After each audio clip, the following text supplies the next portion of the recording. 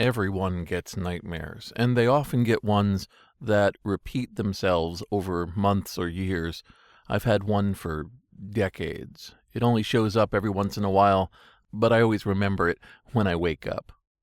In it, I am introduced to some sort of architectural marvel, maybe some building or location that has all sorts of features that I love. And somewhere in there, somebody reveals to me that I'm the owner, the renter, the person in charge of this awesome space. And then I find out that due to either my not using it or coming to the end of a term, I actually have to give it back. That I never used it, that it was a space open to me that I wasted. And then I feel really terrible, and then I wake up. It's something that I think speaks to the fact that I've seen some really wonderful places in my life, and that there's something I've always wanted to do, and I haven't quite done it yet. This is Jason Scott Talks His Way Out of It, a podcast about technology, history, and getting myself out of debt. Thanks to Daniel Boyd, William Hearn, and the hundreds of other supporters on Patreon and elsewhere who have been supporting me and helping me get out of debt. I have a special soft spot for places that are out in the real world as part of a mall or shopping center or office space that let me decide how it's going to be presented. This has to come from arcades, that I would walk into what would normally be a boring location and it's been decorated to the hilt with some sort of stickers or neat rug or even something as cool as a spaceship in a corner that's been built up into the ceiling so it looks like it crashed in. The idea of presenting, of a stage that you walk through to interact with, it's all wrapped together somehow. Dreams and nightmares are often reveries of things that your mind is thinking about, and I have to assume from this constantly repeating nightmare that I like the idea of holding court in some assigned space that's presented to people. For example, I have visited Austria a couple times, a guest of Johannes Geertzfrener and the Monochrome organization. And their office, which they have held for a good number of years, is in this very bizarre artists' area that is built inside of the old Royal Austrian stables, where the horses used to be are now little tiny storefronts that are actually, in most cases, artworks. Maybe somebody showing off some fashions they're working on, or a electronics and video installation. Either way, they give you essentially a small store space that you can have people walk by and see your art on their way to a restaurant or the adjoining museums. I have not seen stuff like this in a lot of other places, so my mind reels with the possibilities. Given a 10 by 12 space with white paint on the walls and a very large window in the front, what would I put in there? Do I want to have some sort of live updating electronics work done in the processing graphics language that people can study and walk away with new ideas and perspectives? Or do I want to make some sort of beautiful retro computer location that feels like something from a time now gone, involving 1970s colors, plastic and metal assembled? What do I want to do with it? The idea that people would have to see an exhibit put forward, it's just incredibly alluring to me. These artist stalls in the museum quarter of Austria, they're really beautiful and they're very inspiring. But I've been in so many other architectural spaces that call for this to happen.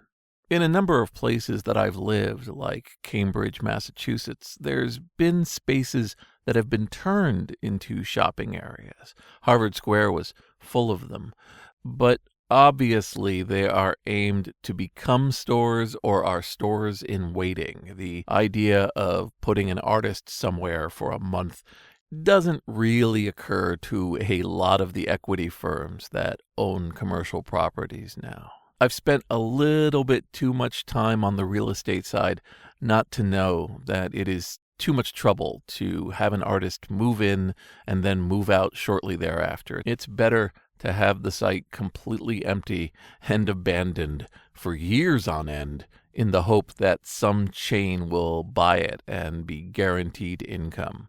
It's a shame there's no incentive to make these spaces into temporary works of art. As you drive across the country, you'll find these buildings that are so out of place, so unusual and weird. You know that the mind behind it was used to being told it was a bad idea and then ignoring everybody and going ahead full speed. Buildings with strange shapes or unusual building materials that might house some sort of tourist trap, but a long way away from the people who created it. There was a building on Route 9 near where I lived that was in various incarnations, a record store, a credit union, probably one or two other things before it was finally plowed under and turned into a generic square. Think of a pyramid, a wooden pyramid, and at the top of that pyramid, the capstone is now 2 or 3 feet higher with a glass skylight going around the bottom of it.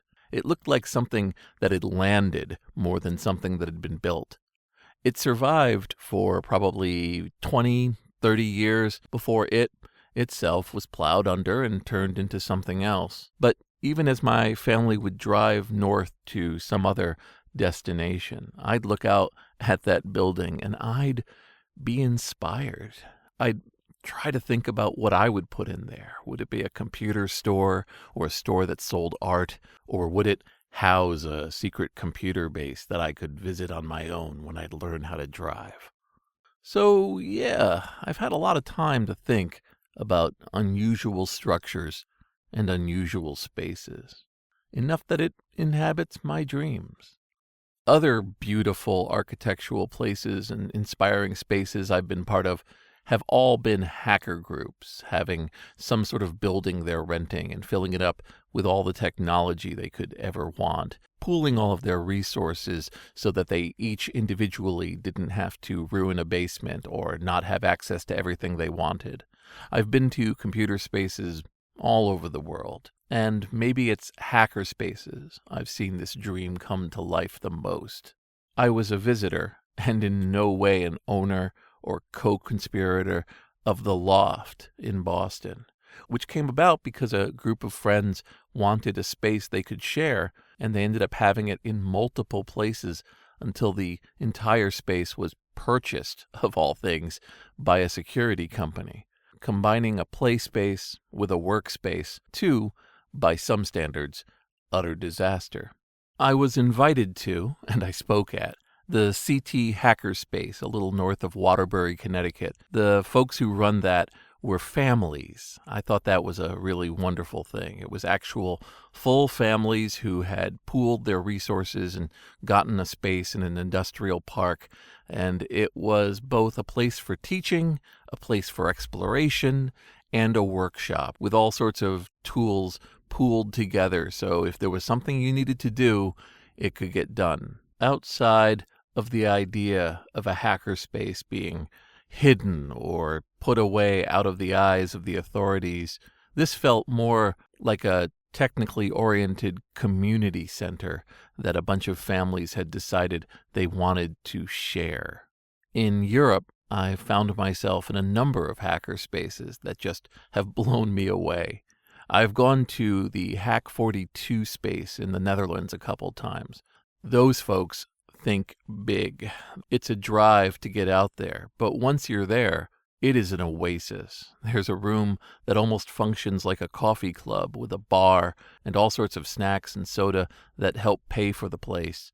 And then there's rooms that are nothing but console games or old equipment or a camera studio. All of the different rooms on the different floors are somebody saying, "We should have this," and it just keeps getting refined until the whole of that room is dedicated to that purpose. Some time ago, they talked to me about going through their old library and scanning in as much of the documentation as they could. And they're up to 3 scanners and doing hundreds of individual manuals and books, and they've been going up on the Internet Archive. It's the space aspect that always blew me away. Being able to take a certain room within this hacker building and filling it with paper and scanners and allowing whoever's working on it at that time to keep the 3 scanning stations running at full speed when they're there. It's an embodiment of a dream. In those nightmares I have, where a space is presented to me at the very moment I'm going to lose it, it's not a matter of being scared or terrified like a standard nightmare. It's just melancholy and sadness that something is coming to an end and I never, ever took advantage of it. Something amazing could have happened here, and for whatever reason, which in the dreams I never work out, I never work on the project. It doesn't happen. It's that inherent missing out of losing something wonderful before I even have a chance to see what it'll be, which is at the core of why I'll wake up sad afterwards. It just gets to the core of why I've worked on so many weird things over the years. Perhaps, in some small way, this is what websites were for me back in the early 1990s when I first heard about them. Because it was such an expensive proposition to do color printing in the early 1990s. It would cost you $1 or $1.50 a page, and the approach to doing mass production of color pages was well beyond the range of a 19 to 20-year-old. You weren't going to be able to afford it. So the idea that with a few simple commands you could call forth anything onto a screen. You wouldn't have to worry about how many colors were in each image. You didn't have to worry about where layout would run into problems or putting things out in a PageMaker file and hoping the printing would come back right. You could just make it come alive. And then it fell to you to wonder, what are you going to talk about? Myself and thousands and later millions of other people have been faced with this problem online. What did I want to say? Where's the message that I want to get across? For some people, it's talking about something they don't think anybody else is going to cover, maybe some aspect of some band, or maybe their own lives and their own families. Whatever it is, they set their minds around it, start to figure out what images and what writing there is, and based on their actual ability to express themselves, they set off and do it. The wreckage of all of these 1990 websites that we've been capturing are, in fact, my dream personified. We make fun of different aspects of it, the color schemes, the choice of layout, but it's somebody who may have never fancied themselves an artist, a publisher, a writer, and now they've gotten the opportunity to do it. Nobody comes out of the gate perfect. It's refinement and practicing over and over again. That's what brings skill out. And having folks, for the first time in their lives, be a voice out to thousands and millions. It's an inspiring thing to watch. Watching those old websites come alive through the Wayback Machine and other projects, you can see, fundamentally, the heart behind it. Baked somewhere in all of this is the desire to have made a mark, to take the space, the square, the rectangle, the building, and leave something of yourself for others to see, to remember you, to know perhaps what your dreams were. I think that's what drives a lot of the creative world that we're in.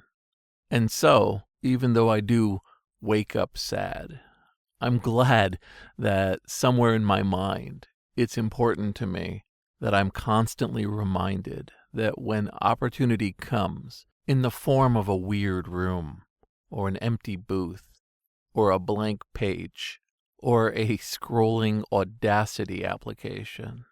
To leap forward, to fill it with your dreams and your ideas and your thoughts. Refine it, try it again and again, and never, ever doubt that you should.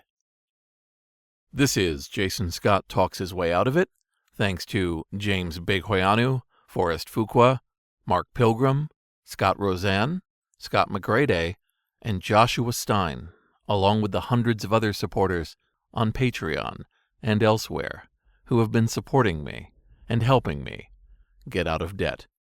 For the folks who are keeping track of my finances, I made payment arrangements with the IRS for my 2018 taxes.